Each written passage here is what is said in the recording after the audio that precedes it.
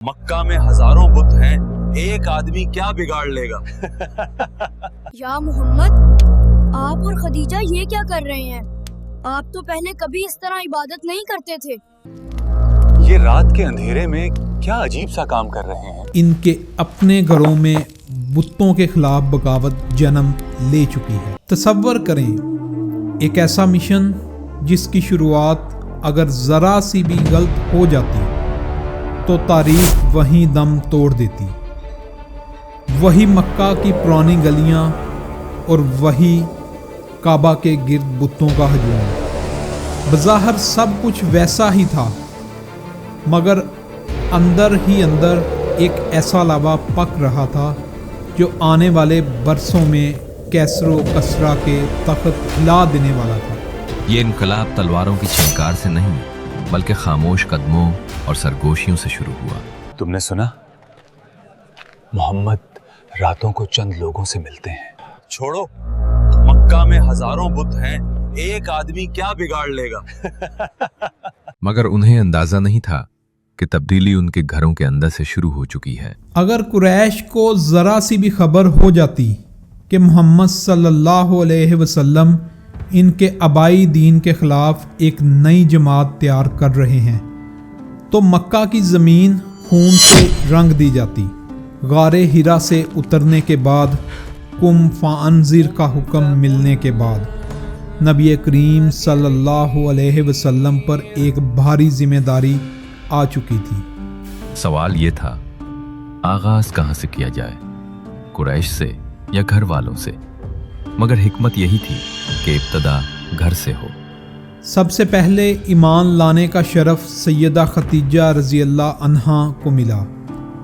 वो अजीम खातून जिन्होंने गारे हिरा के बाद नबी सल्लल्लाहु अलैहि वसल्लम को सहारा दिया।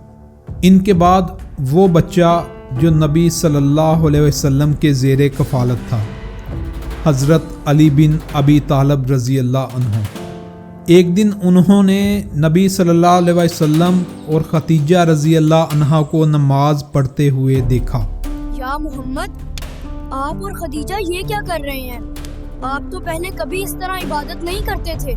नबी करीम सल्लल्लाहु अलैहि वसल्लम ने फरमाया, ये अल्लाह का दीन है।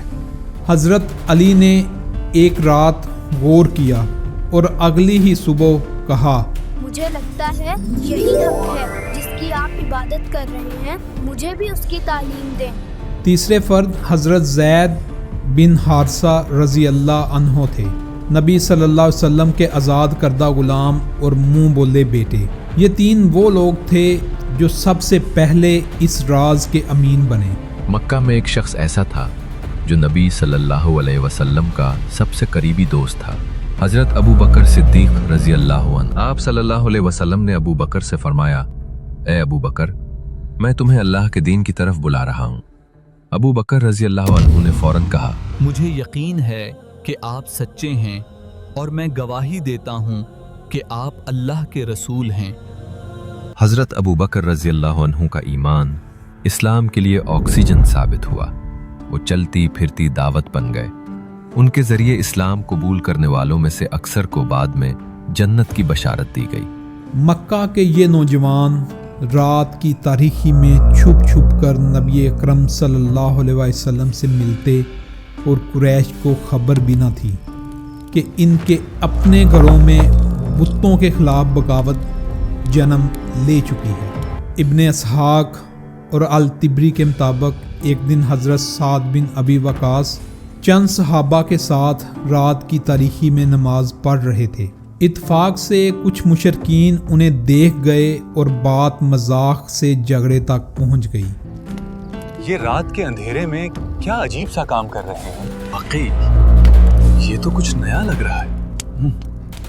पहले कभी नहीं देखा ऐसा काम। इसी दौरान हज़रत साद रज़ी अल्लाह अन्हु ने एक मुशरिक को ऊँट की हड्डी से ज़ख्मी कर दिया।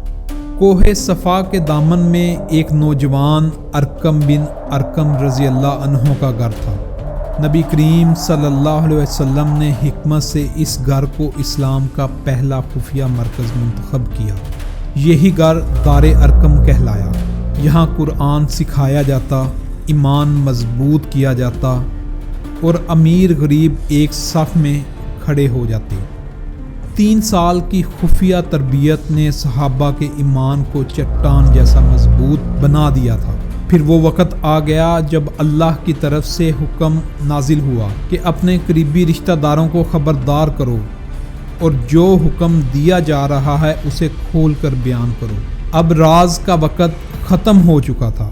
سوال صرف یہ تھا کہ کیا مکہ اس اعلان کو برداشت کر پائے گا؟ اور جب نبی اکرم صلی اللہ علیہ وسلم صفا کی پہاڑی پر کھڑے ہو کر پہلی بار بلند آواز میں اسلام کی دعوت دی تو انجام کیا ہوا؟